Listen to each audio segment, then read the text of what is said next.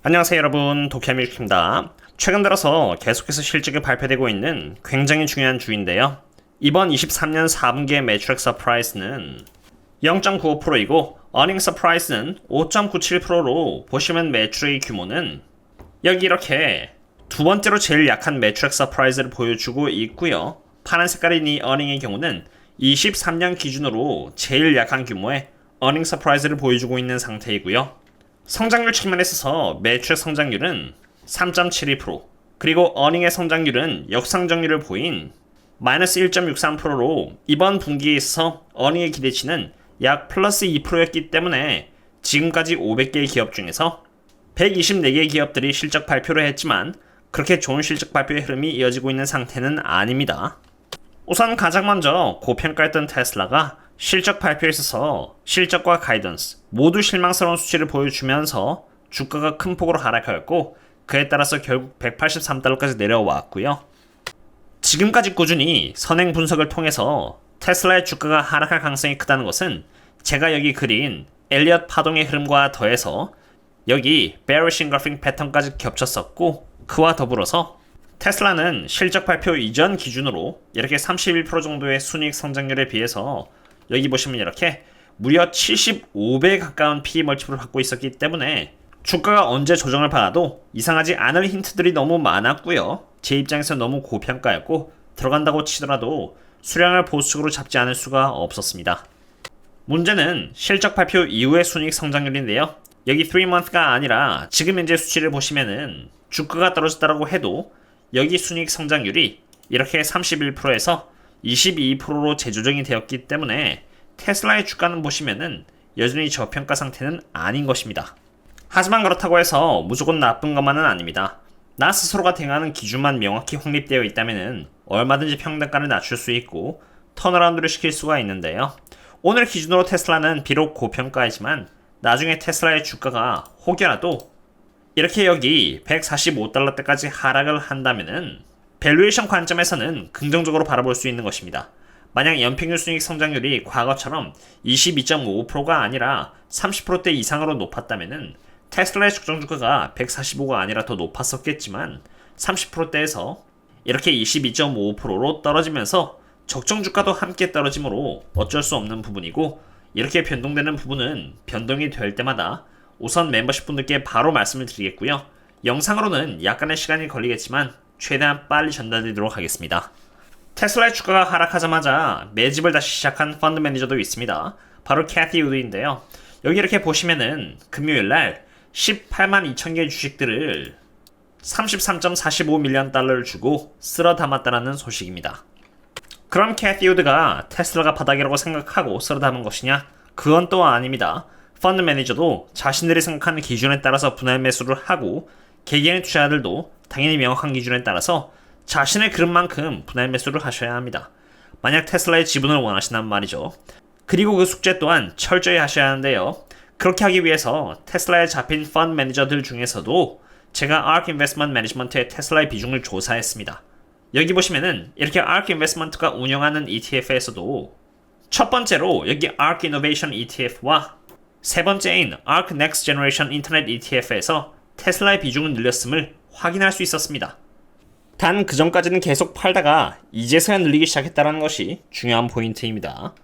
세분액을 한번 보겠는데요. ARK Innovation ETF의 경우는 미리 테슬라의 주식을 이렇게 2019년부터 2021년까지 쭉 매집을 했다가 주가가 큰 폭으로 오르자 2021년 중순을 시작으로 해서 모두가 환호하기 시작할 때 미리 빠른 속도로 이렇게 매도를 하였습니다.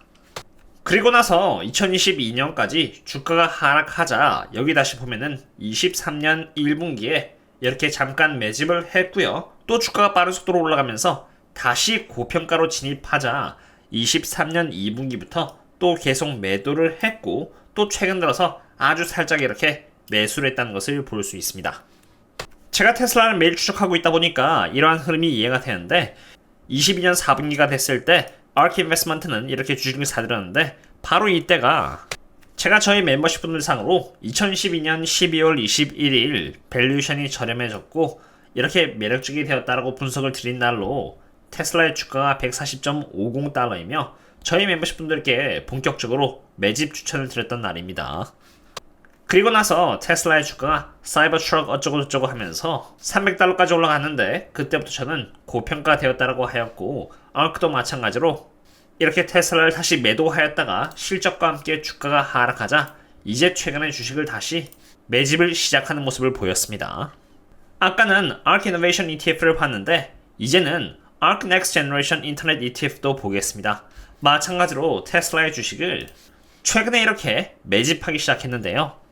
ARK Investment가 테슬라에서 많은 손해를 냈다고 생각하겠지만 정작 현실은 이들은 주가가 고평가가 되자 이렇게 주식을 팔았고요. 저평가할 때 주식을 사모으는 가치 투자자로 철저하게 기준에 따라서 운영을 하고 있다는 것이고 이게 당연한 것입니다. 주식이라는 것이 그 누구도 마켓 타이밍을 맞추지 못하기 때문에 확률적으로 접근하는 것이고 그 확률을 최대한 높이기 위해서 분할 매수를 하는 것이며 마찬가지로 수익을 잃지 않고 리스크를 관리하기 위해서 고평가할 때 분할 매도를 해야만 큰 돈을 위험 부담 없이 줄일 수 있는 것이지 그냥 올인하고 올아웃 하는 식으로 맞냐 틀리냐를 따지는 게 전혀 중요하지 않은 것입니다.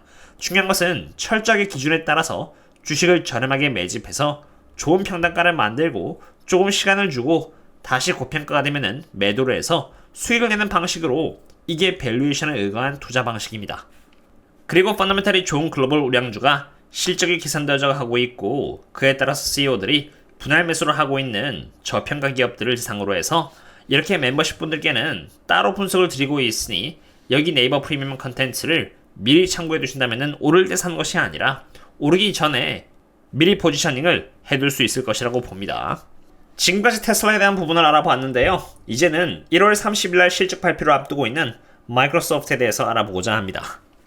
우선 마이크로소프트의 경우는 연 평균 수익 성장률은 이렇게 16.25%인 상태에서 PE 멀티플 38배를 받고 있는 기업으로 성장률 대비해서 굉장히 고평가를 받고 있는 상태입니다. 그렇기 때문에 이번 마이크로소프트는 23년 4분기의 실적뿐만이 아니라 24년 1분기의 가이던스 또한 굉장히 좋은 수치를 보여줘야만 하는데요. 그런 의미에서 마이크로소프트에 잡힌 컨센과 가이던스의 예상치를 보겠습니다. 먼저 어닝 퍼시어의 경우는 2.78달러가 예상되고 있고요. 매출액은 61.1빌리언 달러가 예상되고 있으며 마진율은 무려 72%가 컨센으로 잡힌 상태입니다. 컨센의 흐름을 보면은 어닝 퍼시어의 경우는 떨어지지 않고 오히려 이렇게 상향 조정이 되면서 2.78달러가 되었고요.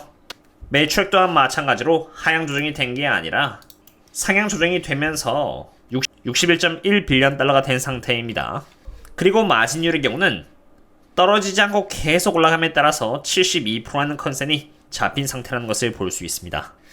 제가 봤을 때는 컨센이 계속 높아진 상태이기 때문에 많은 애널리스트들의 기대감이 선반영되어 있다고 판단이 됩니다. 그럼 이제 다음 분기인 24년 1분기의 가이던스 또한 보겠습니다. 일반적으로 해당 분기의 컨센에 대한 정보는 Seeking Alpha라던가 여러가지 웹사이트들로부터 찾아볼 수 있는데 그 다음 분기인 가이던스가 어떻게 잡혔는지는 웬만하면 볼 수가 없는데요. 저희 경우는 이렇게 보시는 것처럼 블룸버그 터미널을 이용하고 있기 때문에 증시라는 모든 데이터에 대한 액세스가 가능하며 이러한 데이터들을 토대로 해서 최대한 좋은 분석들을 매우 값싼 가격대에 멤버십 분들께 제공드리고자 하고 있습니다. 어쨌든 다시 돌아와서 24년 1분기로 어닝 per share로는 2.65달러가 예상되고 있고요. 매출액은 이렇게 61빌리언 달러이며 마진율은 여기 보시는 것처럼 여전히 동일한 71%대로 23년 4분기의 실적보다는 약간 성장률이 둔화되기 시작할 것이라는 가이던스를 애널리스트들은 잡고 있는 상태입니다. 사실 23년 4분기에 비해서 그렇게 크게 하향조정이 되고 있지 않고 오히려 플랫한 상태로 괜찮은 실적을 24년 1분기까지도 유지할 수 있음을 시장에 제시해야 할 것입니다. 이번 1월 30일날 발표된 실적은 사실 마이크로소프트만 있는 것이 아닙니다. 어제 분석한 AMD도 있고 아직 분석을 하지 않은 구글 또한 남아있는데요. 그러한 기업들의 실적에 따라서 지금 이렇게 역성장률을 보이고 있는 23년 4분기의 어닝 성장률도 올라갈지 더 내려갈지 갈릴 것이라고 생각하며 그에 따라 고평가를 받고 있는 S&P 500이나 나스닥의 흐름 또한 어느 정도 결정이 날 것이라고 봅니다. 더 자세한 분석은 나중에 텔레그램과 여기 네이버 프리미엄 컨텐츠에 남겨놓도록 하겠고요. 멤버십뿐만이 아니라 많은 분들을 상으로 서포트해드리기 위해서 이렇게 카페를 만들었고 카페 내에서는 제가 분석하는 차트 패턴들을 이렇게 매번 남겨놓고 있으며 한국 주식을 대상으로 이렇게 분석을 필요로 하실 때에는 무료로 제가 이렇게 요청을 받아서 이렇게 또 답변을 드리고 있기 때문에 그냥 잡담만 한 공간이 아니라 실제로 투자에 도움이 될 수 있는 공간이 되리라 봅니다. 오늘은 이 정도로 하도록 하겠습니다. 그럼 다음에 또 만나요. See you later.